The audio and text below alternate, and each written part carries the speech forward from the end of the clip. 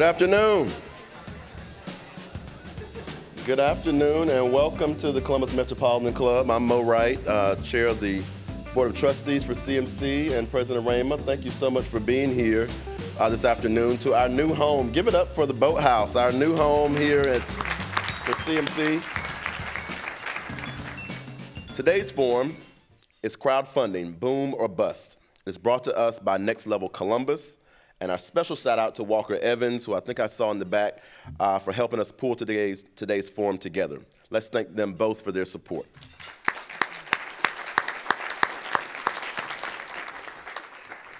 Now, we've all heard about efforts of all sorts, from large business ventures to somebody wanting to fund grandma's potato salad recipe and get it into market. Crowdfunding has become a new way of thinking about how we make investments into things that are important to us. Today's forum will was first highlighted by a journalism article by Metropreneur, and Susan Post is here to talk a little bit about that and to moderate today's conversation. If crowdfunding is the next big thing, then there is much more to learn and discuss, and so I'm going to turn to our panel now and introduce them and then let the conversation proceed from there. Please welcome owner and operator of the Commissary, Kate Djupe, founder and chief creative officer of ContentVia, Ryan McManus, founder and CEO of Trident Design, Chris Hawker, and our host and moderator for today's conversation, a reporter with Metropreneur, Susan Post. Susan, the podium is yours. Thanks, Mo. 2016 could be the year that crowdfunding surpasses venture capital. According to a report by Mass Solution, the relatively new industry was predicted to balloon to $34 billion in 2015. An article from Forbes states that on average, the venture capital industry invests $30 billion per year. Not all businesses are the scalable operation that typically attracts venture investment. Access to capital, from venture dollars to bank loans, is one of the biggest challenges a startup or small business faces. Enter crowdfunding. With well-known platforms Indiegogo and Kickstarter launching in 2008 and 2009 respectively, for over 7 years, businesses have been able to turn to friends, neighbors, and people halfway across the world to fund their businesses. It sounds like easy money, but it's much more complicated than that. And that's what our panelists will explore today. How likely is the average campaign to get some of those billions of dollars? How do campaigns in Columbus fare? Kickstarter reports that the platform has a success rate of about 36%. The Metropreneur looked at its own sample of business-based and business-related campaigns over the last 2 years. The campaigns analyzed in 2014 had a 52% success rate. In 2015, that number dropped to 32%. 2014 saw some huge victories for Columbus-based campaigns. Before Metropreneur started its monthly roundups in May, Trident Design's first campaign, The Quick Key, amassed over $228,000. In the latter half of the year, another Trident product earned just over $400,000.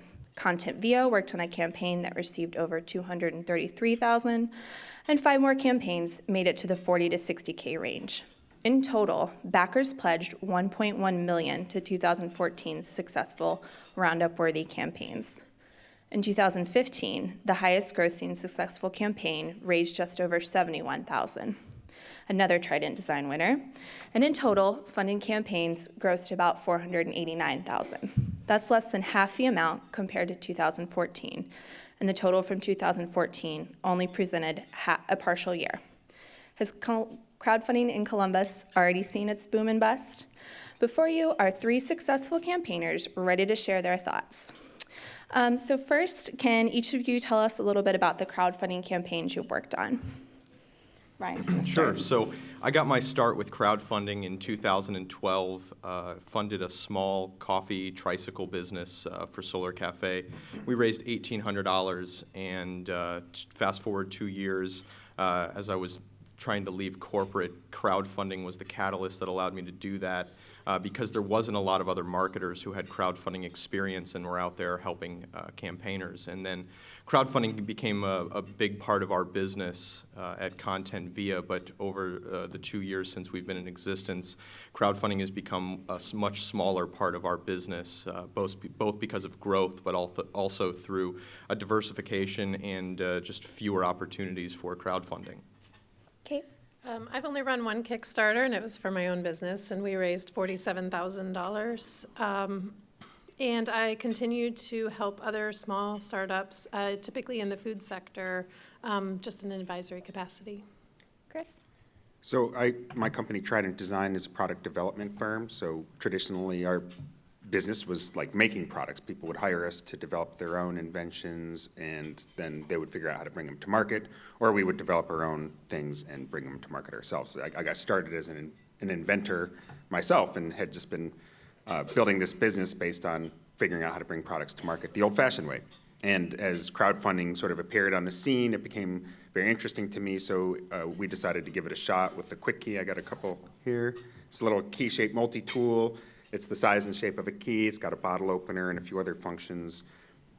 We just put it up on crowdfunding on Indiegogo to give it a shot because people were asking us questions about it, and it became a bit of a viral sensation. And as Susan said, it ended up raising over $200,000. Our goal was, I think, 15.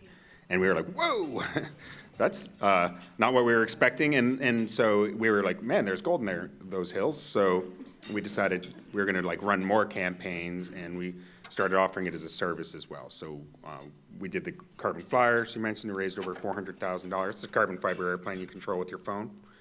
And then we also ended up designing a product for another inventor called the Coolest Cooler, which raised $13 million on Kickstarter. And so it just ended up being a part of some really exciting campaigns, either on the product design side or campaign running side, and it's something we're still continuing to do aggressively, and it's grown to about 50% of our business now. Great. So crowdfunding has a pretty low barrier to entry. The basic requirements for a platform like Kickstarter are that the entity is clearly and honestly represented, and it's something that can be shared with others. So whoever wants to tackle this one, how has the ease of accessibility and the rise in popularity of crowdfunding changed the game? Is this hurting legitimate and well-executed campaigns? I think what it's doing is it's creating a very cluttered marketplace with a lot of crowdfunding campaigns, and you can go on there and you can see a sea of failures. I think because of the amount of competition in crowdfunding for the eyeballs, it's increasingly becoming a professional sport, where as an amateur, it's going to be harder and harder for you to get your own project off the ground because there are so many things you need to consider. Yeah, I agree that the barrier to entry is low to get a campaign up. The barrier to entry to have a successful campaign is not low. Anymore, you got to have professionally produced video, not too slick. It doesn't want to look like a TV commercial. It wants to have an authentic look. But these are not low-cost garage videos anymore. And the potato salad phenomenon, which is amazing and beautiful, and couldn't have happened to an awesomer guy, but is like you don't see a lot of that occurring anymore. This isn't. The early days of crowdfunding were kind of in our teenage years, and so there's some growing pains. And in order to succeed, it takes a serious, dedicated, professional effort that also requires a tremendous amount of time and energy and resources. I mean, on a campaign we run today, typically 300 to 400 man-hours to run the campaign from soup to nuts. So the barrier to entry is low. Like anyone can just throw up a campaign, but most of those campaigns just do nothing, and then 5 days into it, they're still at $0, and people are like, well, why isn't it making any money? And can you help me? And the answer is no, because your fate was sealed the day you launched your campaign, which is one of the keys to successful campaigns, is knowing that your fate is more or less sealed the day you launch your campaign. Like the work you did leading up to that is going to determine your success, and then what you do during the campaign is much less important overall than what you did in preparation. And we'll touch more on that time part in a little bit, but you mentioned like a professional video. So what makes a good crowdfunding campaign, or is that something that can be defined? I think having a story that people actually connect with. So I would say that I tend to operate in the food service world, and so for there, it's not going to have a national focus. You need to really be able to tell a story that people care about and find a way to build your community around that. I think it's a little different when you're building an actual product that can be sold. But even with how you tell your story, it's the video, it's the story, it's explaining with some transparency what the money is for and why people should invest in this instead of just waiting until you exist and can buy it that way, or... And even with a product where people might want to buy it, even though they don't know you, just because a lot of the crowdfunding campaigns that people run are primarily funded by friends and family, initially, your own personal network. And so really what it takes, first and foremost, to succeed is a willingness and ability to activate your personal network. And even if you're doing a product that the masses might want, in order to attract their attention, you have to build momentum by activating your own personal network. Well, speaking of products, looking at the Metropreneur's data, we found that in 2015, the Columbus campaigns tied to product launches saw a 54% success rate. So Ryan and Chris, can you kind of tell us about why product launches tend to see more success on crowdfunding platforms? Well, I think crowdfunding is really ideal for physical products. And you know, in having a variety of different products we've launched, the products that are very sexy, desirable, you can't go to a store and get them, and they've never been seen before, those are the types of things that get people to really put their dollars out there. You should really consider crowdfunding to be a pre-order sales channel more than somebody just giving you money for your business or your idea. You got to consider the cost of what you're doing. You're not going to get a premium when selling a product through crowdfunding. You're actually going to have to give a discount. So you need to consider that. Yeah, and I think the non-product crowdfunding campaigns, unless it's a cause campaign, but most of the non-product campaigns are going to be almost exclusively backed by people who know you and are backing because they love you, or someone you love convinced them to do it. And so really it comes down to like the smaller campaigns that are for your personal life, or like a local restaurant is going to be purely network based. The reason why the product campaigns go bigger is because people who don't know you might want the product. So if they see value in your product, like, oh, that looks handy to me, I want that. And I don't even care who came up with it or where it's coming from. I just want what the product does. So that's why the product campaigns generally have more potential to go viral and spread around to people you don't know. And to address your last point, you know, what makes a great campaign is what you do before the campaign ever launches, and you really have to build up the momentum. And so it may look like a campaign out of nowhere gained all this momentum and went viral, but it's really about the work they did ahead of the campaign. You know, I always use the example of the Scully's motorcycle helmet. It was this really awesome motorcycle helmet that had a camera in the back and a heads-up display, and they raised $1 million in a few hours, and everybody looked at it like, wow, how did they do this? Everybody must have really wanted it. Well, the secret sauce of it was they had 500,000 Harley-Davidson members in a database ahead of time, and they were able to leverage that to get interest before the campaign, and when they turned it on, they got the money like that. And so there's always something behind those viral successes. It doesn't just happen, and so you can't think that you're going to just put it out there and see how it goes. If you take that approach, it's very likely that you'll fail, and then coming back from a failed crowdfunding campaign is very difficult. Yeah, and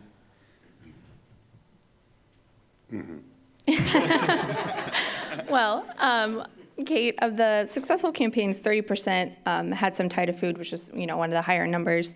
What is it about food and food-based campaigns that speak to people? Well, people go into food service or they start a food business because of passion and they want to feed people. And none of that speaks to investors, banks, the proverbial rich uncle. And so trying to find this alternative pathway to make that accessible. Kickstarters and Indiegogos for food service are either to help kind of scale up or address a short-term problem, like a generator broke on a food truck and they can't go out to service without that being repaired, or they're large, we need to buy a food truck, or we need to build a kitchen. There's a really slow payback schedule on those sorts of things. This might be the only opportunity or the quickest way to get food into the mouths of the people who want to eat it quicker. Great. So everyone has kind of been mentioning time. So Let's talk about that. So each of you give me a one-sentence reaction to the phrase, build it and they will come. Go on, down the line. I think that's engineering-driven innovation in pursuit of a problem. And if you don't know who your customer is, you'll never find them. Okay. If the first time someone is going to eat a bite of your food or try your product or know about it is as soon as you have a successful campaign, then I don't think that is going to work so well. I don't know about products, sorry. Yeah, well, with products, we call it, it's building a rocket, and when you hit the launch button, like all the work you did before you built it is what's gonna cause it to achieve escape velocity or blow up on the launch pad. And so if you build it thinking that you don't need to do all that pre-work in terms of marketing, so the build it and you will come implies that people are gonna see it and they're gonna be so excited about it that everyone's gonna just come and see it, but how are they gonna see it? Like, you gotta create some initial exposure to do it, and that's really the work of the crowdfunding campaign. The hard work of it is getting the eyeballs there, because without eyeballs, you don't get sales. That's actually the next question. So tell me about the time you guys spend preparing for a crowdfunding campaign. How many hours goes into that? Oh, ours is in the hundreds. When somebody approaches us about a crowdfunding campaign, it's a minimum of 60 days of preparation, and that's notwithstanding what they have to be doing with product development. And so we have some requirements as far as, we need to see a working prototype. They need to understand their manufacturing costs. They need to know how long it's going to take to manufacture, and they need to know their shipping costs. So it's, at least 60 days beforehand before somebody could be ready. So then what about while it's up? How much time are you spending on a campaign when it's running? Well, it depends in part on how it's going. So, like, if the campaign is flopping, it quickly stops taking much time because there's not much you can do. If the campaign is going well and you're getting hundreds or thousands of backers, there's going to be lots and lots of questions and comments that you're going to want to react to and answer those questions, and there's going to be action on your social media pages where you're going to want to show up as though you're paying attention. And then it can be, easily a full-time job while the campaign is running. So if the campaign's going well, figure it's at least 40 hours a week. I mean, and it'll take everything you're willing to give it. I don't know that I had the same experience. I clearly wasn't doing this as my profession. So I read all the articles that told me what you needed to do. I did all of the prep that I thought I needed to do, and we hit launch, and it was well received. But as soon as we got through my immediate network, it kind of stalled. And I think my family can attest to it, that I don't think that I stopped working on it, and I don't think I slept until it was successful. I think that it was a very intense window of time. I stopped twitching recently when I... Well, I think that's exactly what it takes. It requires unrelenting dedication to it, and so there's really not a maximum number of hours you're going to put in. You need to put in everything you have. Well, it's interesting. Those articles are really geared towards what's been successful already, but if you're going to have a product that's successful on Kickstarter, there's not, or I guess that's the one I know, so that's my default, but there can't have been something like you already. So those articles they're a small little flashlight on the roadmap that you need to be following, so. You're making it up as you go along. Yeah, it's intense though. It's not something you can do casually, and it's not something you can do, with a half effort. The only effort that's worth expending is the 100% effort, because anything less than that is not going to work. So if you're going to cut any corners, then cut all of them, because don't bother doing it, because you're just setting yourself up to lose. So save all the time and effort of that 50% effort and do nothing, or go in all the way and do whatever it takes. All right, so now obviously reason for crowdfunding is money, so let's talk about that. Kickstarter data shows that most successfully funded projects raise less than $10,000, and Columbus's 2015 average was about $16,000. Ryan, you've said before that you go for strategically small campaigns. Can you explain what that is and what it means? Sure. So when we talk about strategically small campaigns, we mean, that can be relative to the size of the business, but it means not necessarily going after every potential dollar. One of the challenges with crowdfunding is there's a reverse economy of scale. As you raise more and more money, it costs you more dollars to get that next customer. And so if you keep raising infinitely, you're going to get to a point where you're losing money to acquire more customers. And the crowdfunding market doesn't necessarily mirror the market that you're going to get when you're selling your product. So to think that capturing more and more customers during your crowdfunding campaign is a good thing may not necessarily be accurate. If you're trying to accomplish something for your investors or to have something to brag about, a big dollar amount surely does that, but I think it's more important to look at the bottom line profitability of the campaign. And since we consider it to be an expense, not a profit, you want to consider how little can you do to achieve all of your goals versus trying to raise everything possible, knowing you've got to give almost 10% to the crowdfunding platform when it's done. And what a lot of people don't realize, especially on some of the bigger campaigns, is, to Ryan's point, they got there not organically, not virally, but because people were spending big money on pay-per-click ads, typically through Facebook. And so you might see a campaign that did $2 or $3 million, and I know people who run those campaigns, like I know the guys who did the Scully campaign, and a tremendous amount of money was spent on Facebook ads, and they were able to drive efficient ad spends, so they were, if they spend $1, you get $2 back, then spend $1 million. But as you spend more money, the cost per acquisition goes up. So the way those campaigns are created so largely is not organic. They muscled it. And it's easy to see a campaign that did multiple millions of dollars in revenue that lost money. And so I'd actually challenge the idea. The perception is that crowdfunding is about money. At the end of the day, what it's really about is about exposure, momentum, and market validation, more so than it is about the money you get, because you're really hoping for a break-even campaign. You're hoping that the campaign pays for itself. It's a self-funded market study and validation exercise that normally you might spend $50,000 and it's just $50,000 out to get that information.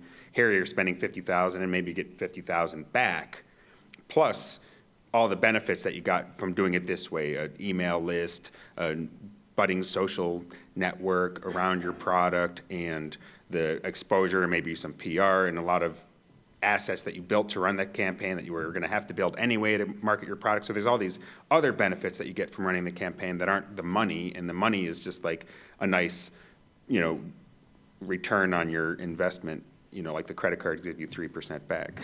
So. I know, it never occurred to me that people would have thought this was a thing to do for profit. Yeah. You'd be surprised. So they're like, I'm going to be rich. And we talked briefly about, we're talking about the money that it costs to run this and the expectations on the other end, and we talked about the time it takes to run the campaign, but we never mentioned how much time and energy is spent after a campaign is over. My campaign was over 18 months ago, and I still think I probably spend 2 to 3 hours a week on it. Just because people have an expectation. They bought into an idea or a business, and they have an expectation. It's like having 351 shareholders that now want you to report to them. It's exhausting. And how do you try to manage those expectations? You can't really.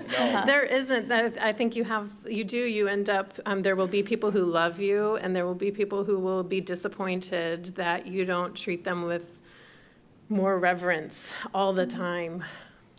Your crowdfunding supporters are special, and you need to treat them that way. They expect to be communicated with differently. You need to communicate with them frequently. You need to be transparent with them. When things don't go as planned, and they absolutely will, these are the people that you should be telling first, because they will turn on you so fast. Publicly.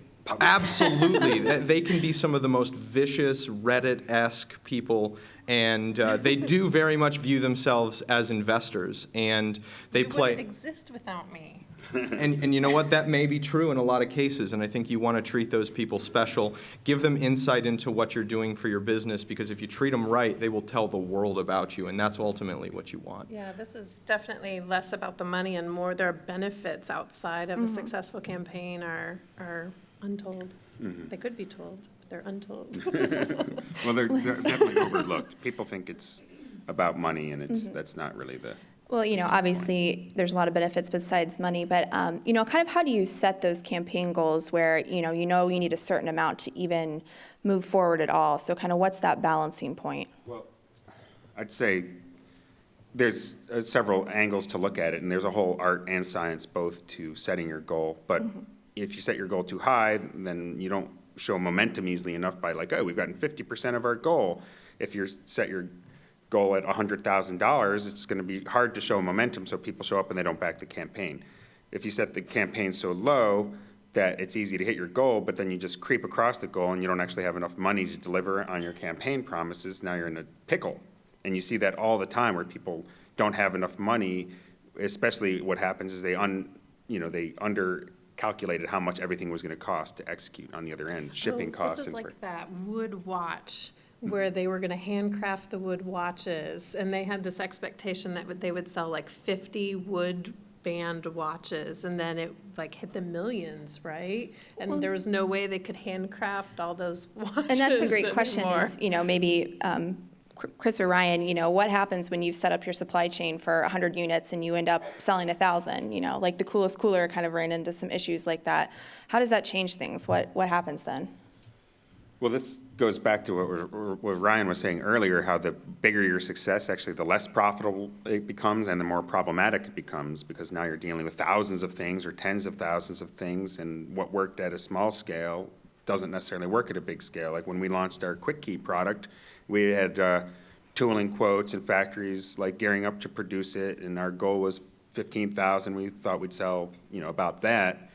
And the manufacturing method that we chose is very slow. It's investment casting. It's a slow, archaic kind of method, but it was low cost. And then we had to rethink, when we sold 65,000 keys, we had to refigure everything. That took some time. It created some delays, and then the backers started, getting upset, and it just became a whole complicated thing because of the scale of the success. And so it's like a curse in disguise, I guess you could call it. If you have a hugely successful campaign, it's not necessarily to your huge benefit, or you got to be very careful how you navigate that. And if you're planning a campaign, you get to put some thought in advance to what happens if it goes big. But you don't want to spend too much energy there, because if it doesn't, you don't want to have wasted it. So there's just a lot of business decisions to be made in running a campaign, and people a lot of times come at it casually at first. But if you're going to ultimately be successful in it, you really need to understand what you're getting into and plan for the various possibilities. You make it sound like it's a master's program for like getting an MBA. Like you're going to be great at every kind of press release and PR and negative responding and marketing, and yeah, it's time intensive.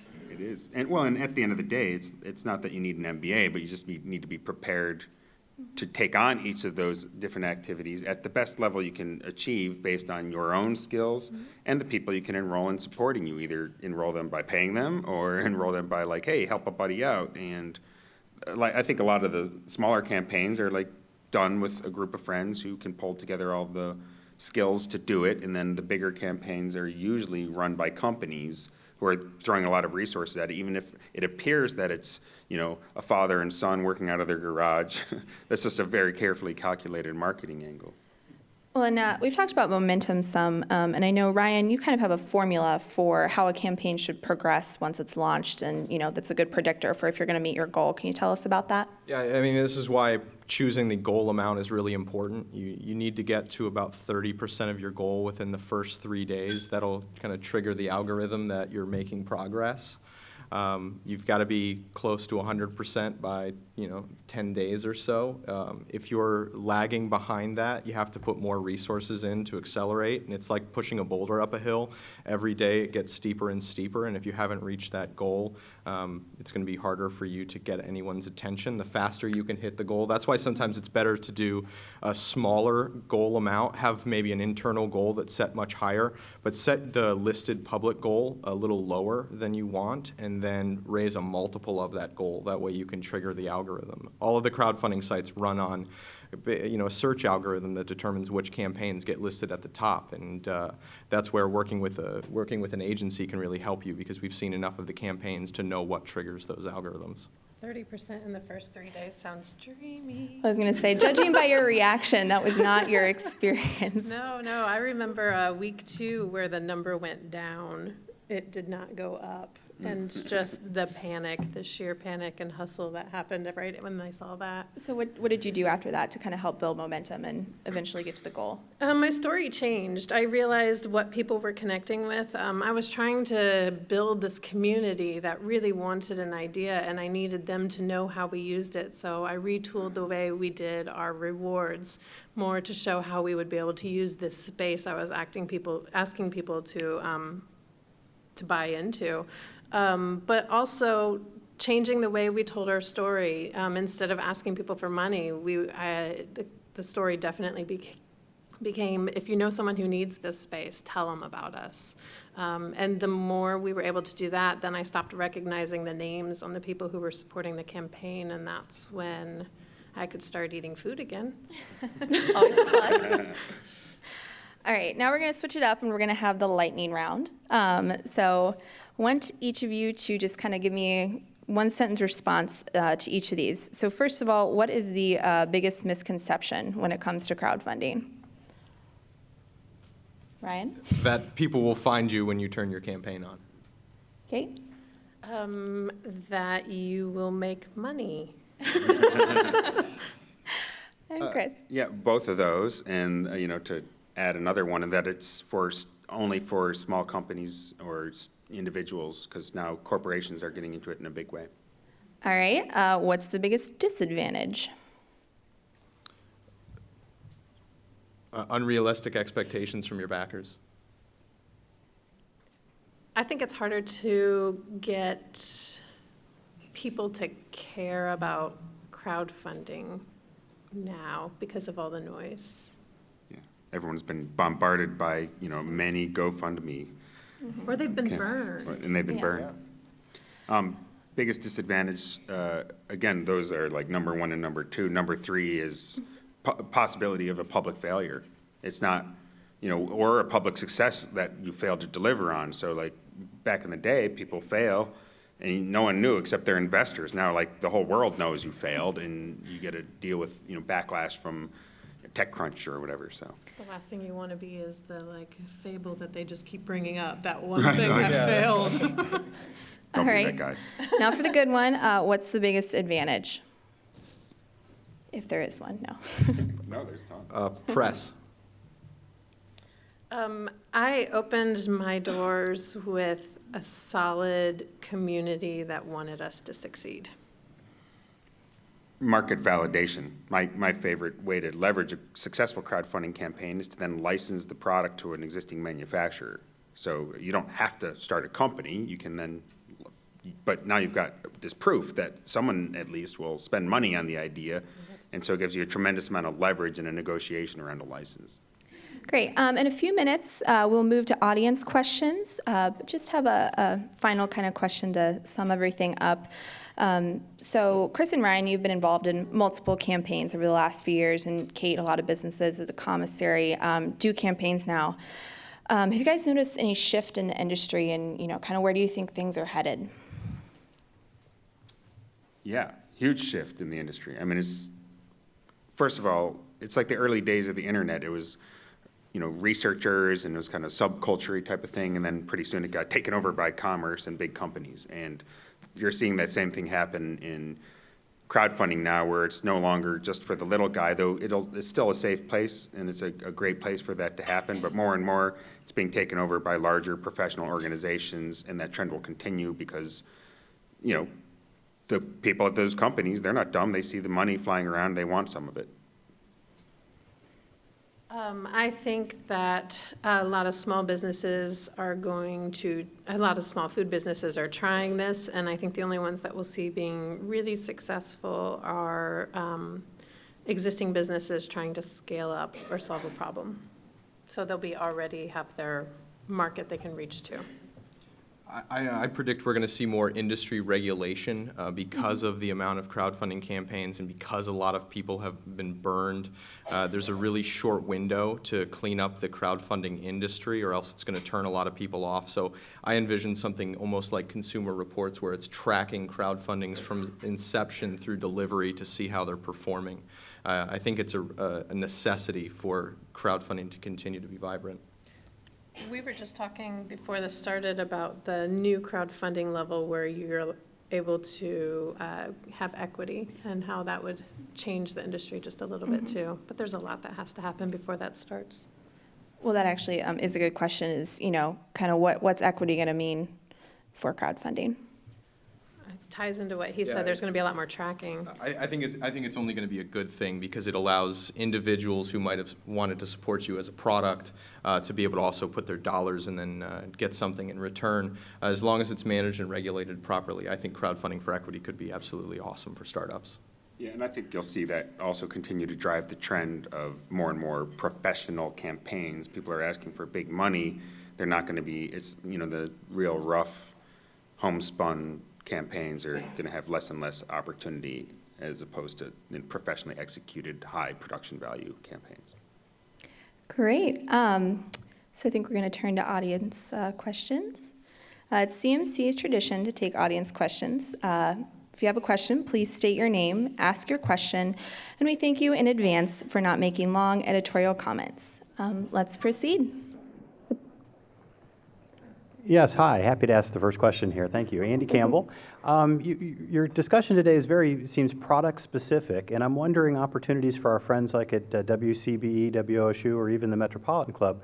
Is there an opportunity for nonprofits to participate in this space, and what would that look like if it's not product centered? Well, it's not a nonprofit, but actually we supported and coached 1025 on their campaign last year, where they raised over $200,000 to help them with the leasing costs of their antenna. So that was a cause-based for-profit business, but that the community feels passionate about supporting because of the role it plays in the community and in the music industry here in town. So absolutely, there's a space there, and also a lot of people a lot of nonprofits use the platforms, various platforms like CrowdTilt, or I guess it's just Tilt Now, and Patreon, and there's other platforms that are specifically geared towards nonprofit activities. And causes are one of the other types of campaigns that see relatively large numbers. Product and causes are the two big ones. I think the reason to go to crowdfunding for a nonprofit would have to be less about just the general overall story, but a very specific point. So we saw that. I know, again, it's buying the antenna, leasing rights, but having one specific story, just one component that you're trying to get people to buy into that project.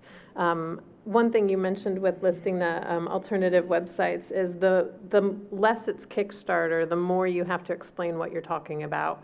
And when it's Kickstarter, you will be surprised how much you still have to teach people what that is and how to use it. So I don't know how viable that is for telling the big story of a nonprofit. Great. Next question. I thought there was another microphone. Hi, I'm Wendy Bortz.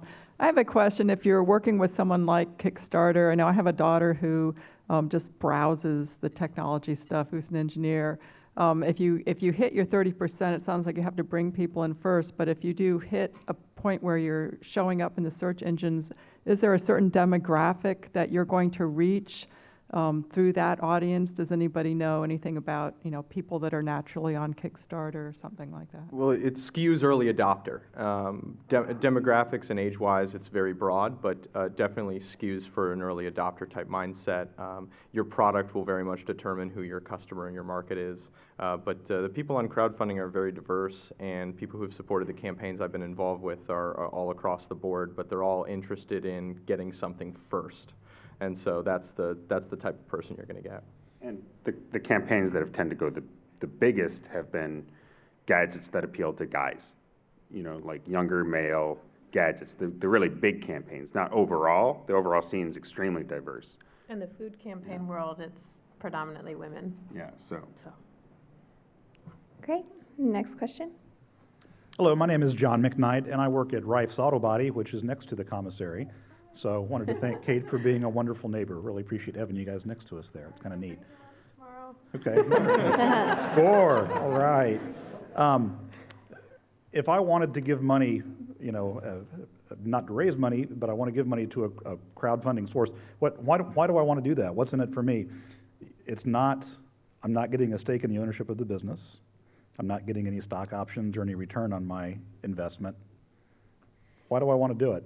How awesome is it to be the person who believed in the brewery before the brewery opened or helped make something happen? Being an entrepreneur is a really, really scary thing, and it scares a lot of people off, but this is an opportunity for those people to kind of help others live that dream in a relatively safe way with a whole bunch of your friends. Crowdfunding is the democratization not only of raising capital, but it's the democratization of what gets to exist. So people are crowdfunding things that don't exist already. It's an opportunity to vote on what gets to be made real. And so you might have a smaller budget for how much you want to invest in that way than what you're investing in, making a return. But in the case of products as well, you're typically getting a sample of the product, and as Ryan referenced earlier, at a deep discount off of eventual retail, like typically 40 to 50% for like the earliest backers. You'll get like 40 to 50% off retail. So you're going to get a discount to be the first to have the thing and have supported it coming into being. Bragging rights. Thank you. Bragging rights. The t-shirt. Hi, my name's Edward McManus. I'm currently running a startup called dinnerup.com. We're a social network meets the dinner hour, and I'm looking to start a crowdfunding campaign to fund a pilot program. And I'm trying to get an idea. You guys talked a little bit about the preload on the beginning. Is there any kind of correlation between like how many emails lists you have to the amount of money you're trying to pull in? I'd like to know a little bit more about the lead-in. Building my rewards, I actually looked to the nonprofit world at their donation pyramid.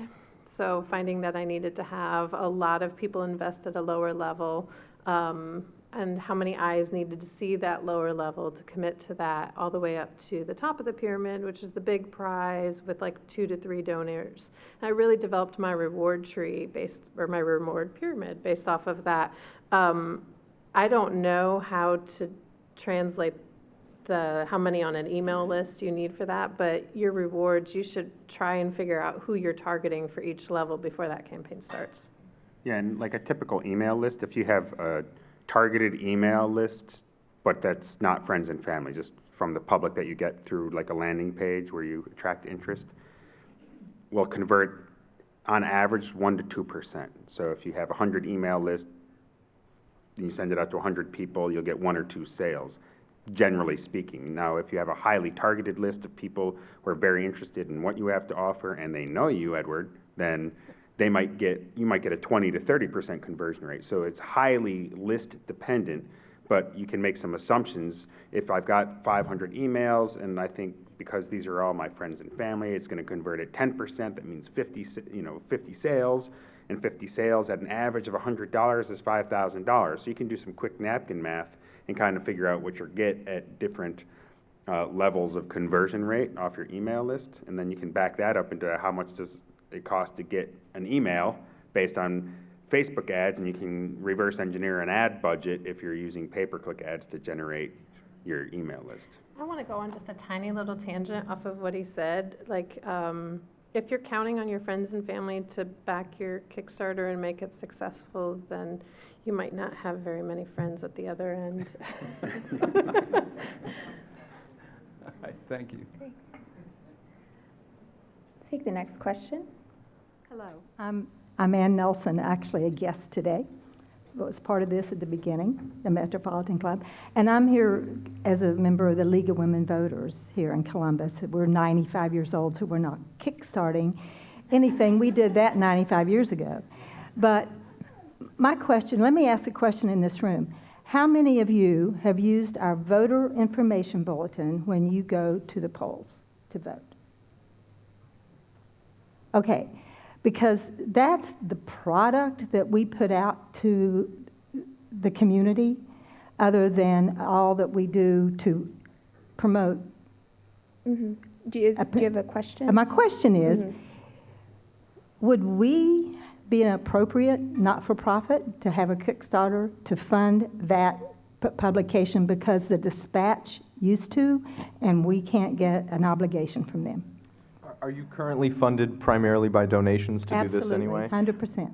I would maybe discourage it only for unless you thought you could get donations outside of the Columbus market. I would discourage it because you'd have to give a percentage to the crowdfunding platform, and that would take away from what you're going to need to run your program. And so I may consider something else like a Tilt campaign where you're able to run it on your own site for a lower percentage in fees.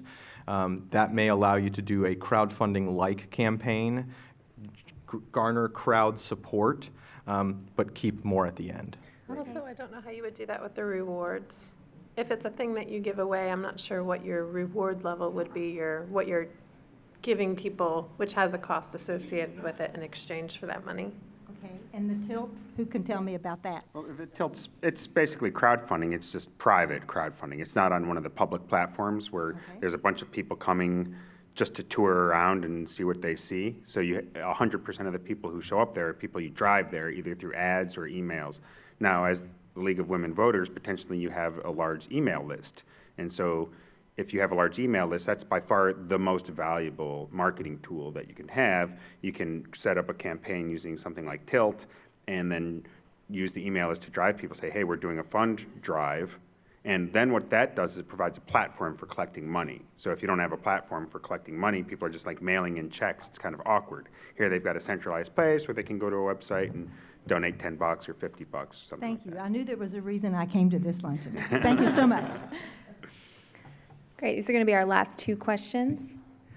Hello, I'm David Hanselman at Ohio State University, and I'd like to go back to the first question about nonprofits and look at it from the broader societal point of view. I'm thinking that the increase in crowdfunding is likely to further blur the lines between for-profit and nonprofit organizations, especially with the support from millennials who, when they spend money, want to make sure that expenditure is also doing something good for the environment or their community. And then think about Mark Zuckerberg and his wife and how they set up their $1 billion not in a traditional foundation type setting. So to the extent, do you agree with this trend and where it may lead? And is it good for our society and our economy? Or does it threaten things like traditional foundations may have to adapt to different ways of doing business? I think social entrepreneurship goes far beyond crowdfunding, and I think it's an incredible thing for innovation. The idea that you can do good and make money at the same time, and those don't have to be mutually exclusive. You know, I think for an entrepreneur, being able to publicly state that I'm going to take a portion of my proceeds and do something good with it, that's also very appealing in crowdfunding. There was a campaign that Shock Top, the beer company, did where they raised money through crowdfunding to create these rubber bricks that you could put in your toilet to reduce water usage.